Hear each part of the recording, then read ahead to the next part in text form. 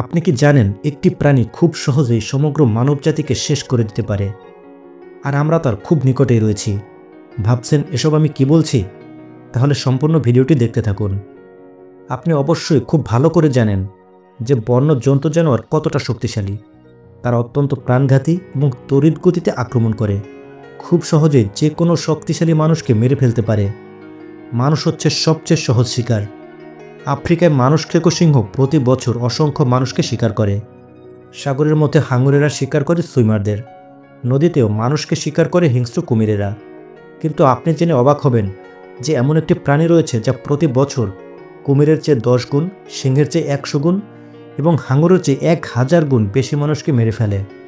এমনকি পৃথিবীর অন্য সকল প্রাণী মিলে যত মানুষকে মেরে ফেলে, এই প্রাণীটি একাই তত মানুষকে মেরে ফেলে। আর প্রাচীনকাল থেকেই এটি এভাবে মানুষদের মেরে চলেছে। তাহলে কে এই হিংস্র প্রাণী যে মানবকুলকে ধ্বংস করে দিচ্ছে? এটি হলো বিশেষ এক ধরনের শামুক। হ্যাঁ, আপনি ঠিকই শুনেছেন। বিশ্ব স্বাস্থ্য সংস্থার হিসেব অনুযায়ী প্রতি বছর 2 লক্ষেরও বেশি মানুষ শুধুমাত্র এমন রোগে আক্রান্ত হয়ে মারা যায়, যা শুধুমাত্র একটি নির্দিষ্ট শামুকের মাধ্যমেই ঘটে। তাহলে এখন আপনি জানতে চলেছেন যে একটা সাধারণ শামুক এটা কিভাবে করে। আমরা এই শান্তশিষ্ট প্রাণীগুলোর মধ্যে কমন কিছু জিনিস দেখতে পাই। অপ্রত্যাশিত আর বিরক্তিকর উত্তর আপনার সামনেই। এটা হলো সিস্টোসোম, একটা প্যারাসিটিক ফ্ল্যাটওয়ার্ম বা কীট। প্যারাসাইটের জীবনচক্র খুবই জটিল। জীবনচক্রের একটা পর্যায়ে এরা শামুকের শরীরে বাস করে এবং পরবর্তী পর্যায়ে এরা এদের জীবনচক্র পূর্ণ করতে মানুষের শরীরে প্রবেশ করে। মানুষের শরীরে প্রবেশ করে এরা নিরন্তর ডিম পাড়তে শুরু করে এবং বংশবৃদ্ধি করতে থাকে। প্যারাসাইট মানুষের শরীরে প্রবেশ করার কয়েক মিনিটের মধ্যেই শরীরকে অসুস্থ করে তোলে।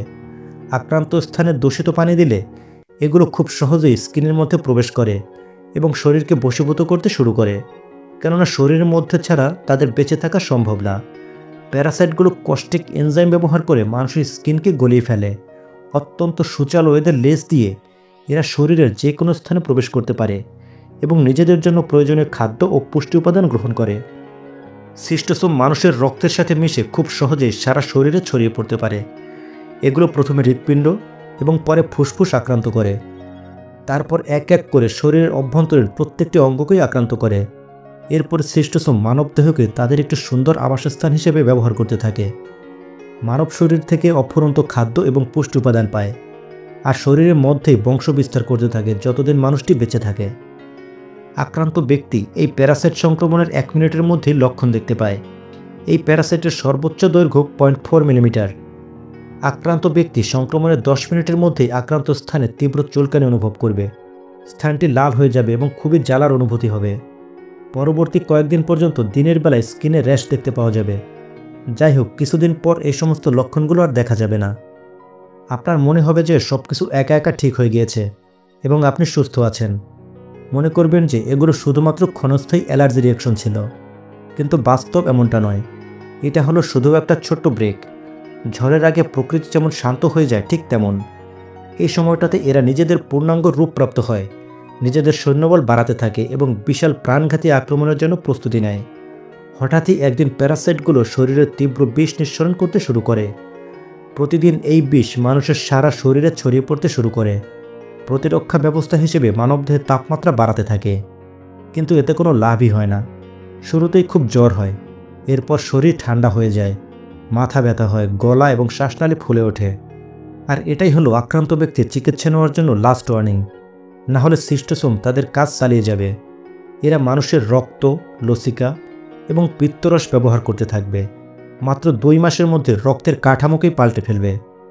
আক্রান্ত ব্যক্তি শীঘ্রই খুব অসুস্থ হয়ে পড়বে। নার্ভাস সিস্টেম নষ্ট হয়ে যাবে, কথা বলতে গিয়ে বিভ্রান্ত হয়ে পড়বে, নড়াচড়া করতে কষ্ট হবে, ঝুঁকে পড়বে এবং সবশেষে খিঁচুনি শুরু হবে, আর তারপরেই ঘটবে মৃত্যু।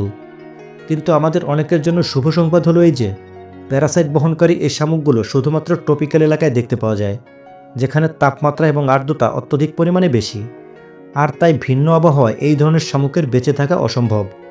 আর এই শামুকের অনুপস্থিতিতে প্যারাসাইটিক ওয়ার্মের জীবনচক্র সম্পন্ন করা সম্ভব না। এই রোগের সবচেয়ে বেশি ট্যুরিস্টরাই আক্রান্ত হয়, যারা এই শামুকের সংস্পর্শে যায় কিংবা দূষিত পানি ব্যবহার করে। আফ্রিকার দরিদ্র দেশগুলো যেমন নাইজেরিয়া, দক্ষিণ আফ্রিকা এবং জিম্বাবুয়ের স্বাস্থ্যসেবা খুবই নিম্নমানের।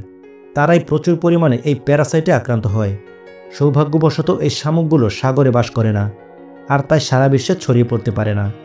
কিন্তু বিজ্ঞানীদের বিশ্বাস যে খুব শীঘ্রই এই শামুকগুলো তাদের লোকালয় ছেড়ে বেরিয়ে আসবে এবং ভিন্ন পরিবেশের সাথে খাপ খাইয়ে বেঁচে থাকতে সক্ষম হবে, আর তখন সিস্টোসোম বিশ্বব্যাপী ছড়িয়ে পড়বে।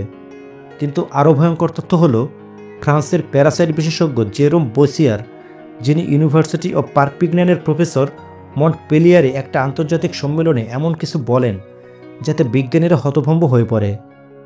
সিস্টোসোম অসম্ভবকে সম্ভব করেছে। তারা তাদের বিস্তারের জন্য সেই নির্দিষ্ট শামুকের উপর নির্ভর করছে না, তারা তাদের উন্নয়ন ঘটিয়ে বিভিন্ন ধরনের শামুকের মধ্যে বাসা বাঁধতে সক্ষম হয়েছে। নতুন এই সিস্টোসোম আগের চেয়ে অনেক বেশি শক্তিশালী এবং এগুলো বিভিন্ন শামুকের মাধ্যমে ট্রপিক্যাল এলাকার বাইরেও ছড়িয়ে পড়ছে। কিছুদিন আগে কর্সিকায় কিছু মানুষের শরীরে সিস্টোসোম পাওয়া যায় যারা কোনোদিন ট্রপিক্যাল এলাকায় যায়নি। এতে বিষয়টা স্পষ্ট হয়ে যায় যে প্যারাসাইট ইতিমধ্যে ছড়িয়ে পড়তে শুরু করেছে। মানুষের শরীর একে প্রতিরোধ করতে পারে না, আর যতদিনে আক্রান্ত রোগীর লক্ষণ প্রকাশ পায় ততদিনে তার বেঁচে থাকার সম্ভাবনাও ক্ষীণ হয়ে যায়। তাই এই সিস্টোসোম যদি সারা বিশ্বে ছড়িয়ে পড়ে তাহলে হয়তো মানবকুল বিলুপ্ত হয়ে যেতে পারে, আর যদি বিলুপ্ত নাও হয় তাহলে যারা জীবিত থাকবে তাদেরকে অসামাজিক হয়ে সেলফ আইসোলেটেড হয়ে থাকতে হবে। তো বুঝতেই পারছেন, করোনার চেয়েও ভয়ানক বিপদ মানুষের সামনে আসতে চলেছে। এই বিষয়ে আপনার কি মতামত কমেন্ট করে অবশ্যই জানাবেন। আমরাও কি ডাইনোসরদের মতো পৃথিবী থেকে বিলুপ্ত হয়ে যাব, নাকি বিজ্ঞানীরা কোনো একটা উপায় বের করতে পারবে? ভিডিওটি ভালো লাগলে অবশ্যই একটি লাইক দিবেন, শেয়ার করবেন বন্ধুদের সাথে। দেখা হবে পরবর্তী ভিডিওতে। ততক্ষণ পর্যন্ত ভালো থাকুন, সুস্থ থাকুন।